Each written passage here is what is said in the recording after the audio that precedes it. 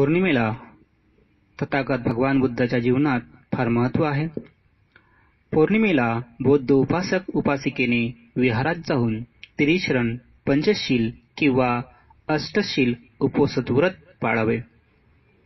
उपोषिताला कोणतेही अंधश्रद्धात्मक कर्मकांड न समजता यामागे वैज्ञानिक कारण आहे. कोणत्याही पौर्णिमेला पृथ्वीच्या एका दिशेस सूर्य तर दुसऱ्या दिशेला चंद्र असतो.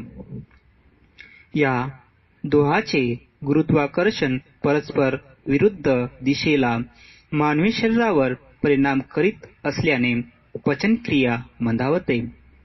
त्याचा परिणाम विशेष रूपाने लहान मुले, वृद्ध आणि आजारी व्यक्तीवर होतो.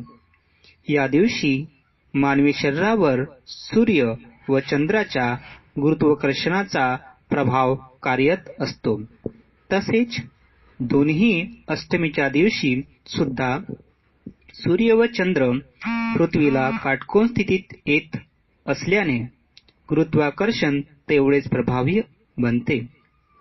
अमावास्येला सुद्धा सूर्य व चंद्र हे दोही पृथ्वीच्या एकाच दिशेला येत असल्याने दोहीचा संयुक्त गुरुत्वाकर्षणाचा परिणाम व्यक्तीवर होतो.